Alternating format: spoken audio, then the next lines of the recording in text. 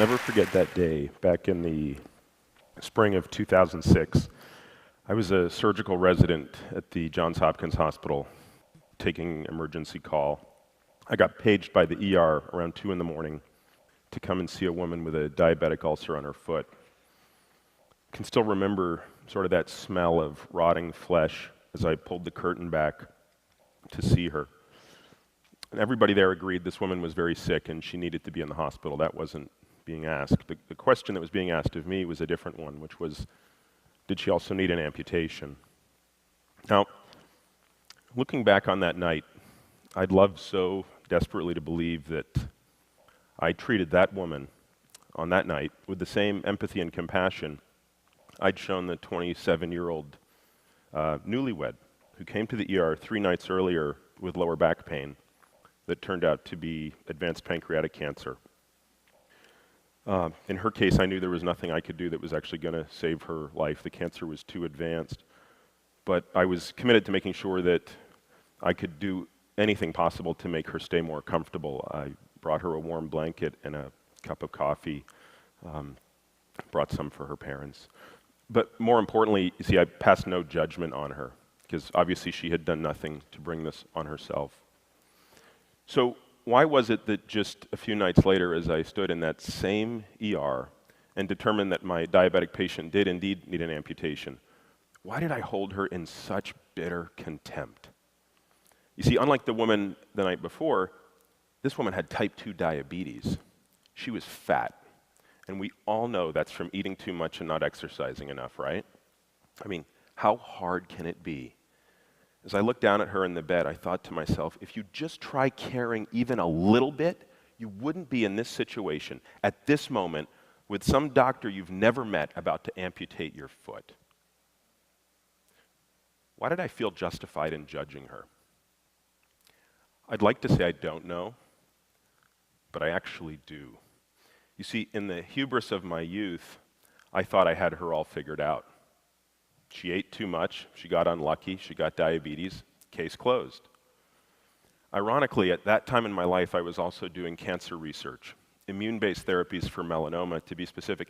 And in that world, I was actually taught to question everything, to challenge all assumptions and hold them to the highest possible scientific standards. Yet, when it came to a disease like diabetes that kills Americans 8 times more frequently than melanoma, I never once questioned the conventional wisdom. I actually just assumed the pathologic sequence of events was settled science.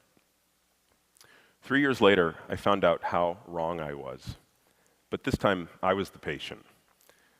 Despite exercising 3 or 4 hours every single day and following the food pyramid to the letter, I'd gained a lot of weight and developed something called metabolic syndrome. Some of you may have heard of this. I had become insulin resistant. You can think of insulin as this master hormone that controls what our body does with the foods we eat, whether we burn it or store it. This is called fuel partitioning in the lingo. Now, failure to produce enough insulin is incompatible with life, and insulin resistance, as its name suggests, is when your cells get increasingly resistant to the effect of insulin trying to do its job.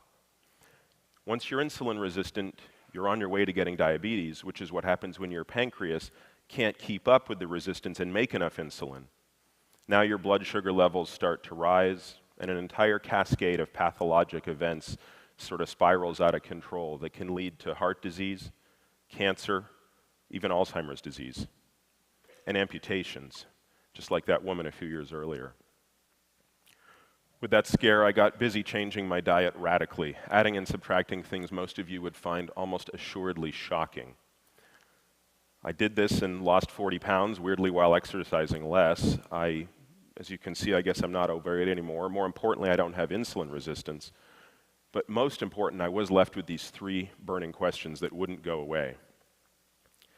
How did this happen to me if I was supposedly doing everything right? If the conventional wisdom about nutrition had failed me, was it possible it was failing someone else? And underlying these questions, I became almost maniacally obsessed in trying to understand the real relationship between obesity and insulin resistance. Now, most researchers believe obesity is the cause of insulin resistance. Logically then, if you want to treat insulin resistance, you get people to lose weight, right? You treat the obesity. But what if we have it backwards? What if obesity isn't the cause of insulin resistance at all? In fact, what if it's a symptom of a much deeper problem? The tip of a proverbial iceberg. I know it sounds crazy because we're obviously in the midst of an obesity epidemic, but hear me out. What if obesity is a coping mechanism for a far more sinister problem going on underneath the cell? I'm not suggesting that obesity is benign, but what I am suggesting is it may be the lesser of two metabolic evils. You can think of insulin resistance as the reduced capacity of our cells to partition fuel, as I alluded to a moment ago. Taking those calories that we take in and burning some appropriately and storing some appropriately. When we become insulin resistant, the homeostasis in that balance deviates from this state. So now when insulin says to a cell, I want you to burn more energy than the cell considers safe, the cell in effect says, no thanks, I'd actually rather store this energy. And because fat cells are actually missing most of the complex cellular machinery found in other cells, they're probably the safest place to store it. So for many of us, about 75 million Americans, the appropriate response to insulin resistance may actually be to store it as fat, not the reverse. Getting insulin resistance in response to getting fat. This is a really subtle distinction, but the implication could be profound. Consider the following analogy. Think of the bruise you get on your shin when you inadvertently bang your leg into the coffee table. Sure, the bruise hurts like hell and you almost certainly don't like the discolored look. But we all know the bruise per se is not the problem. In fact, it's the opposite. It's a healthy response to the trauma.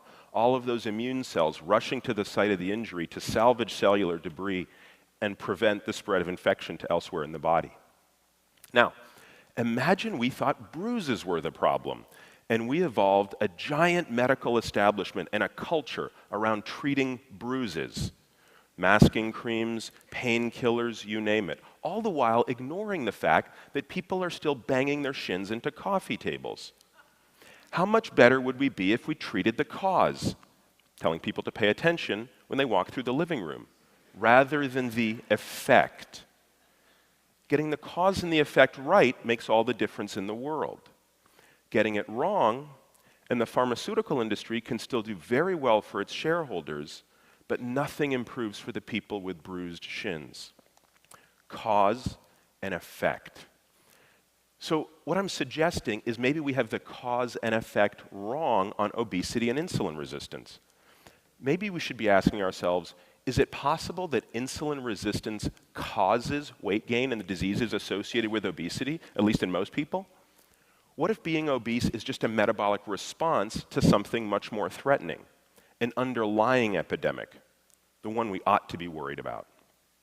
Let's look at some suggestive facts. We know that 30 million obese Americans in the United States don't have insulin resistance.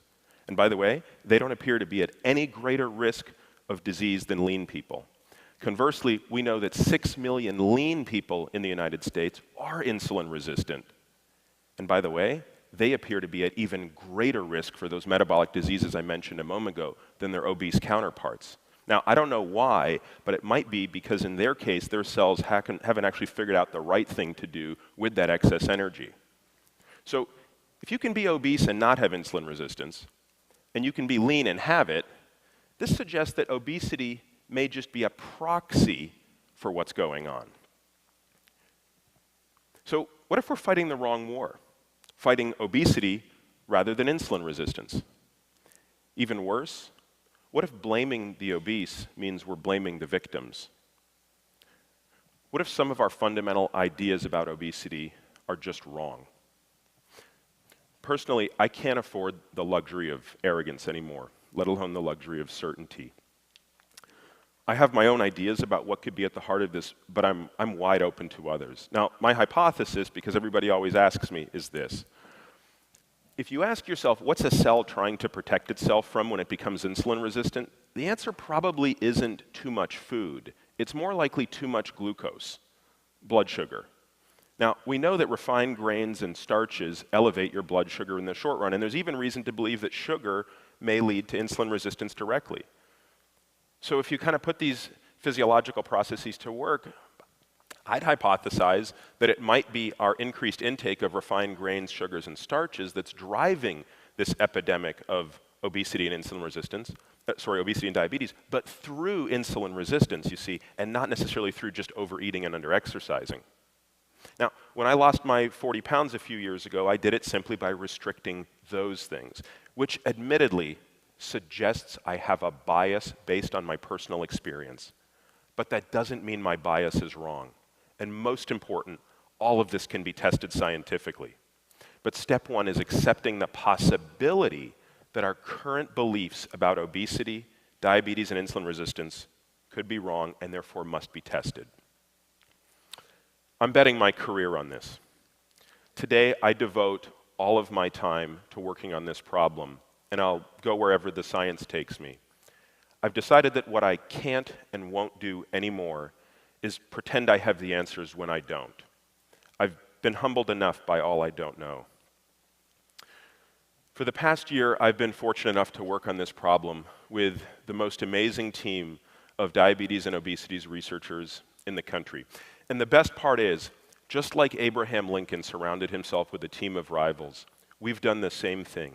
We've recruited a team of scientific rivals, the best and brightest, who all have different hypotheses for what's at the heart of this epidemic. Some think it's too many calories consumed, others think it's too much dietary fat, others think it's too many refined grains and starches. But this team of multidisciplinary, highly skeptical, and exceedingly talented researchers do agree on two things. First, this problem is just simply too important to continue ignoring because we think we know the answer. And two, if we're willing to be wrong, if we're willing to challenge the conventional wisdom with the best experiments science can offer, we can solve this problem. I know it's tempting to want an answer right now. Some form of action or policy, some dietary prescription, eat this, not that. But if we want to get it right, we're going to have to do much more rigorous science before we can write that prescription. Briefly, to address this, our research program is focused around three meta-themes or questions. First, how do the various foods we consume impact our metabolism, hormones, and enzymes, and through what nuanced molecular mechanisms? Second, based on these insights, can people make the necessary changes in their diets that in a safe and practical way to implement? And finally, once we identify what safe and practical changes people can make to their diet, how can we move their behavior in that direction so that it becomes more the default rather than the exception? Just because you know what to do doesn't mean you're always going to do it. Sometimes we have to put cues around people to make it easier. And believe it or not, that can be studied scientifically. I don't know how this journey's going to end, but this much seems clear, to me at least. We can't keep blaming our overweight and diabetic patients like I did. Most of them actually want to do the right thing, but they have to know what that is. And it's got to work.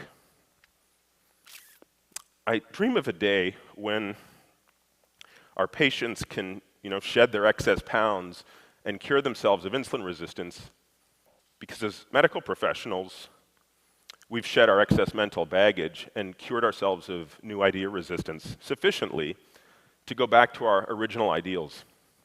Open minds, the courage to throw out yesterday's ideas when they don't appear to be working, and the understanding that scientific truth isn't final, but constantly evolving. Staying true to that path will be better for our patients and better for science. If obesity is nothing more than a proxy for metabolic illness, what good does it do us to punish those with the proxy? Sometimes I think back to that night in the ER 7 years ago. I wish I could speak with that woman again. I'd like to tell her how sorry I am. I'd say, as a doctor, I delivered the best clinical care I could. But as a human being, I let you down. You didn't need my judgment and my contempt. You needed my empathy and compassion. And above all else, you needed a doctor who was willing to consider maybe you didn't let the system down. Maybe the system of which I was a part was letting you down. If you're watching this now, I hope you can forgive me.